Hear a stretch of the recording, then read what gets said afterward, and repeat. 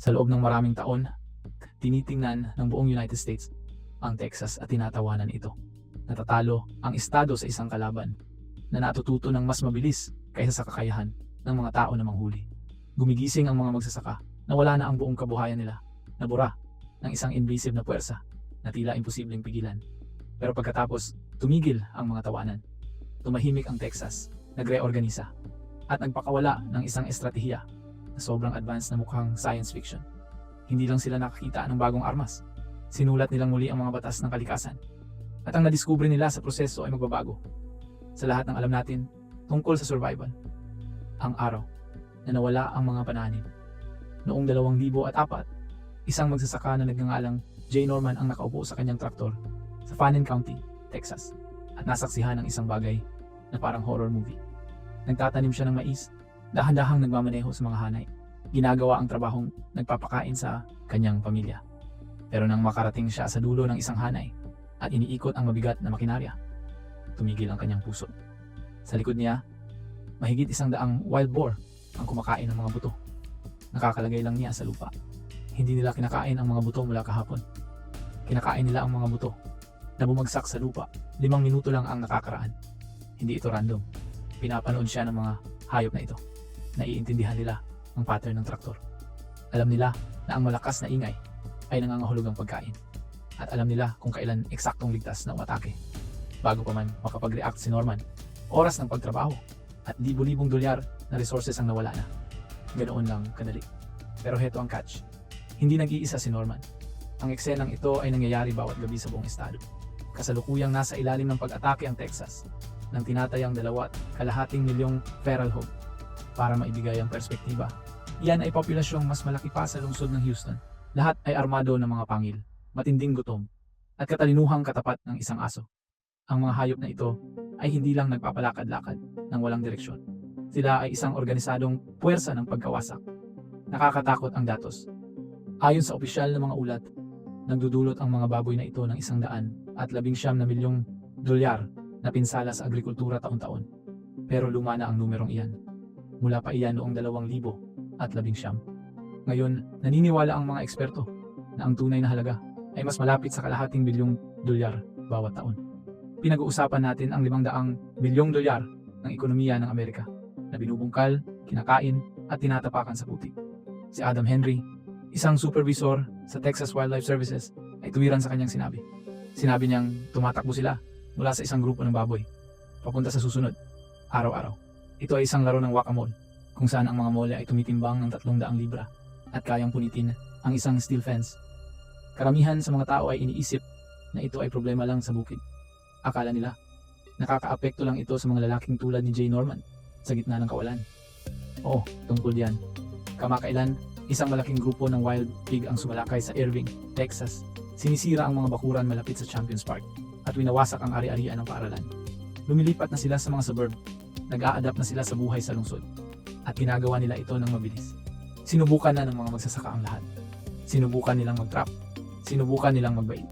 Sinubukan nilang magpatakbo ng mga aso para takutin sila. Pero hindi ganoon kasimple. Napagtanto ni Jay Norman na ang mga tradisyonal na bitag ay walang silbi dahil natututo ang mga baboy kung paano ito gumagana. Maaaring makahuli ka ng 1 o 2, pero ang natitirang grupo na tinatawag na sounder ay tatayo sa malayo at manonood. Makikita nila na nahuli ang kaibigan nila at hindi na sila lalapit sa bitag na iyon kailanman at lalong lumalala. Ang mga hayop na ito ay nag-aanak sa bilis na matematikal na imposibleng talunin ng isang rifle. Ang isang babaeng baboy ay maaaring manganak ng 2 beses sa isang taon na may hanggang 6 na biik sa bawat pagkakataon. Gawin mo ang matematika. Kahit na alisin mo ang 500 baboy sa iyong lupa ngayong taon, ang mga natitirang babae ay mapapalitan ang bawat isa sa kanila sa loob ng 6 na buwan. Isa itong exponential na bangungot. Hindi ka lumalaban sa isang hukbo. Lumalaban ka sa isang biological na sunog. Inamin ni Bruce Leland mula sa Texas Wildlife Service ang nakakatakot na katotohanan. Sinabi niya, wala kaming bagong available para kontrolin ang mga feral hog. Isipin mo yan. Kaya nating maglagay ng rover sa Mars, pero hindi natin mapigilan ang isang baboy na kumain ng taniman ng mais. O akala nila, dahil habang tinatawanan ng buong bansa ang Texas, gumagawa ng mga biro tungkol sa hog apocalypse, tahimik na nagtatrabaho ang estado sa isang counterattack. Napagtanto nila na hindi gumagana ang brute force. Kailangan nilang talunin sa talino ang isang hayop na nag-evolve para makaligtas sa lahat ng ibinato ng mga tao. Kailangan nila ng armas na hindi matutuhan ng mga baboy. Isang armas na umaatake ng napakabilis at napakalakas na walang oras para mag-adapt. At ang ginawa nila ay hindi lang isang bitag. Ito ay isang sistema. Isang sistema na nagbago ng takbo ng digmaan at naiwan ang mga eksperto na walang masabi. Pero para maintindihan kung paano ito gumagana, kailangan mong maintindihan ang teknolohiyang nagpapagana nito. Dito nagbabago ang kwento mula sa trahedya patungo sa techno-thriller. Ang digital na revolusyon sa pangangaso. Ang unang breakthrough ay dumating sa anyo ng smart trap. Kalimutan na ang mga lumang metal na hula na nakikita sa mga lumang pelikula. Ito na ang panahon ng smartphone trapper. Nagsimulang mag-set up ang mga magsasaka ng malalaking koral na puno ng mais. Pero sa halip na tripwire, nag-install sila ng high definition na mga kamera na konektado sa cellular network. Ganito ito gumagana. Natutulog ang magsasaka, lumalabas ang mga baboy para kumain. Pumapasok sila sa koral, iniisip na isa lang itong libreng pagkain. Ang kamera ay nagpapadala ng live video feed diretso sa telepono ng magsasaka na nakahiga sa kama ilang milya ang layo. Nanonood siya, naghihintay siya. Hindi niya tinatrigger ang bitag para sa isang baboy. Hinihintay niya ang buong sound niya. 10 baboy, 20 baboy. Kapag nasa loob na ang buong pamilya, tinatap niya ang isang button sa kanyang screen. Boom! Bumagsak ang gate. Instant ito. Tahimik ito. At nakakakuha ng 100% ng grupo. Walang makakaligtas na tatakbo at magtuturo sa iba. Ang teknolohiyang ito na ginamit sa mga lugar tulad ng Irving ay ginawang zero ang araw-araw ng mga pag-atake sa loob ng ilang linggo. Pero mahal ang teknolohiya. Pinag-uusapan natin ang libu-libong dolyar para sa setup at buwan ng bayarin. Pero kapag ikukumpara mo yan sa pagkawala ng 100 at 60 hektarya ng mais sa 400 dolyar bawat hektarya, nagsisimulang magkaroon ng sentido ang matematika. Pero ang bitag ay nakatayo lang. Kailangan ng Texas ng isang bagay na gumagalaw. Pasok ang Heli Bacon. Kung mayroon kang 4,000 dolyar at uhaw sa adrenaline, maaari mong isakay ang sarili mo sa isang multi-million-dollar na helicopter, kumuha ng machine gun at manggaso ng feral hog mula sa himpapawid. Hindi ito video game. Ito ay isang state-sanctioned na aerial assault. Ipinaliwanag ni Taylor Carey mula sa Heli Bacon na nagkakit ito ng mga tao mula sa buong mundo. Mga Briton, Australiano, Kanadyano. Pumupunta sila sa Texas para gawin ang isang bagay na hindi nila magagawa kahit saan. Sumandal sa labas ng chopper sa pagsikat ng araw at magpakawala ng impyerno sa isang invasive species. Pero ito ang dapat mong malaman. Hindi lang ito para sa sport. Ito ay isang mahalagang tactical advantage. Sa lupa, ang isang mga ngaso ay makakasakop lang ng ilang daang hektarya. Sa helicopter, makakasakop ka ng 4,000 hektarya sa isang umaga. Makikita mo sa loob ng mga sanga. Makikita mo ang mga bedding area kung saan nagtatago ang mga baboy sa araw. Ma-flush mo sila palabas ng mga creek bed kung saan hindi makakapasok ang mga traktor. Lumilipad ng mababa ang mga piloto. Itinutulak ang mga baboy sa open. Inaalis ng mga gunner ang mga ito. Mabilis ito, brutal ito, at epektibo ito. Hindi sila nangangaso para sa mga tropeyo. Nangangaso sila para sa dami. Sinusubukan nilang bawasan ang biomass ng isang mapanirang puwersa. Gayunpaman, kahit na may mga machine gun sa himpapawid, nananalo pa rin ang mga baboy. Bakit? Dahil hindi makakalipad ang mga helicopter sa gabi at mamahalin ang mga smart trap. Nag-aanak pa rin ang mga baboy sa malalim na kagubatan, nakatago mula sa thermal scope at sa mga blades ng chopper. Kailangan ng Texas ng higit pa. Kailangan nila ng paraan para maabot ang mga baboy na hindi kailanman pupunta sa bitag at hindi kailanman lalabas sa clearing. Kailangan nila ng multo. At iyon ang oras na pumasok ang mga siyentipiko. Hindi sila gumawa ng mas magandang baril. Gumawa sila ng mas magandang lason. Pero hindi ito basta-bastang lason. Ito ay isang chemical agent na dinisenyo ng may ganoong katumpakan na parang galing sa isang spy novel. At ang paraan ng pag-deploy nito, iyan ang tunay na henyo. Pero delikado ang paggamit ng lason sa ligaw. Paano kung kainin ito ng isang usa? Paano kung pumasok ang isang raccoon? Ang solusyong natuklasan nila sa problemang iyan ay isa sa mga pinakamatalinong piraso ng engineering sa modernong agrikultura. Invisible ito, tahimik ito, at nakamamatay ito. Ang tahimik na paraan ng pag-aalis. Ang salitang lason ay nakakatakot sa mga tao. Parang magulo, parang mapanganib. Pero walang pagpipilian ng Texas. Kapag nawawalan ka ng kalahating bilyong dolyar, bawat taon tinatanggal mo na ang mga guantes. Inaprubahan ng estado ang paggamit ng mga warfarin-based na toxin na partikular na dinisenyo para sa mga baboy. Pero hindi mo lang basta itatapon ang laso na mais sa lupa. Magiging ecological disaster yon. Papatayin mo ang mga usa, raccoon, bear, at lahat ng iba pa. Kaya, nag-engineer sila ng isang delivery system na tanging baboy lang ang makakapagbukas. Ang mga bait station na ito ay parang Fort Knox para sa mga wildlife.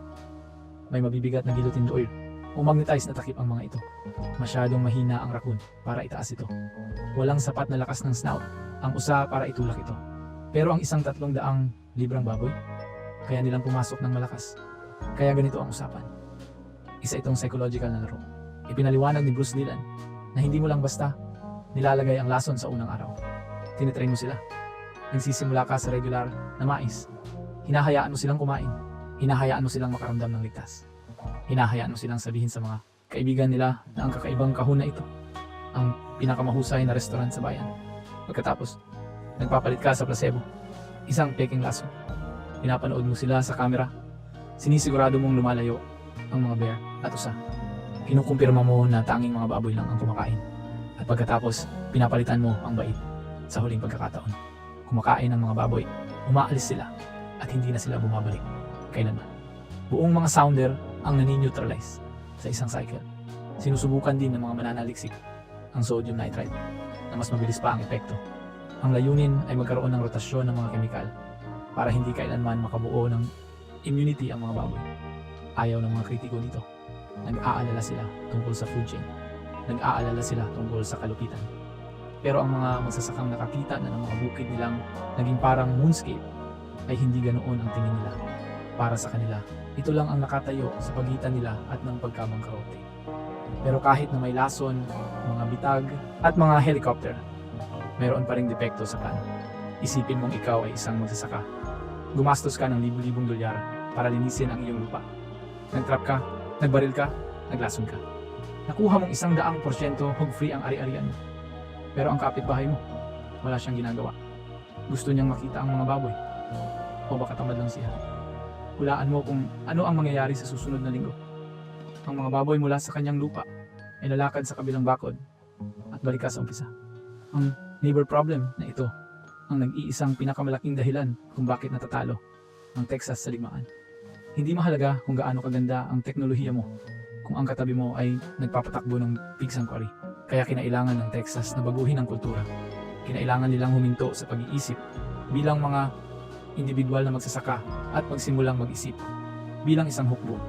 Kinailangan nilang mag-imbento ng bagong paraan ng pagtutulungan na pipilitin ang lahat na hilahin ang gatilyo sa parehong oras. Ito ang turning point. Ito ang sandaling talagang nagbago ang takbo. Hindi tungkol sa teknolohiya. Tungkol ito sa timing. Wala nang mapagtataguan. Ang breakthrough ay koordinasyon. Isa itong shell game.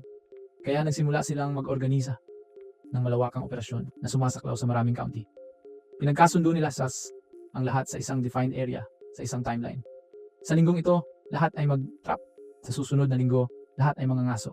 Sa ikatlong linggo, ilalabas ang mga toxin. Isa itong synchronized na atake. Wala nang matakbuhan ang mga baboy. Kung tumakbo sila mula sa bukid ni Jay Norman, tumatakbo sila diretso sa isang bitag sa lupa ng kanyang kapitbahay. Ang presyon ay tuloy-tuloy at universal. Nag-set up ng mga communication network. Gumamit ang mga magsasaka ng group messaging app para subaybayan ang paggalaw sa real time. Oy, papuntang Hilaga, ang sounder, papunta sa ilog. Ang kapitbahay sa Hilaga ay naghihintay na may thermal scope. Instant ang mga resulta. Sa mga lugar na gumamit ng coordinated approach na ito, bumaba ang populasyon ng baboy ng 60 hanggang 70% sa loob ng 2 taon. Malaki iyan. Yan ang pagkakaiba sa pagitan ng pagkawala ng pananim at pagkikita ng tubo. At understatement pa iyan. Si Jay Norman ay nag-replant na lang ng 40 hektarya sa isang taon mula sa dating 600 hektarya. Nawala ang psychological na bigat. Naramdaman ng mga magsasaka na nasa kontrol na sila ulit. Hindi na sila biktima. Sila na ang mga tagapamahala. Pero hindi titigil ang Texas diyan. Tinitingnan nila ang holy grail ng invasive species control. Sterilisasyon. Nagtatrabaho ang mga siyentipiko sa isang contraceptive bait. Kung mapipigilan mo ang reproduksyon, bubulusok ang populasyon ng mag-isa. Ito ang long game. Ito ang huling pako sa kabaong. Tapos na ba talaga? Naitulak natin sila pabalik. Pero laging nakakahanap ng paraan ang kalikasan para mag-adapt. Lumilikha lang ba tayo ng isang mas matalino, mas malakas na super pig na hindi natin kayang pigilan sa susunod? Pindutin ang like button kung sa tingin mo nanalo ang Texas sa digmaan at mag-subscribe para makita kung ano ang ibabato ng kalikasan sa atin sa susunod.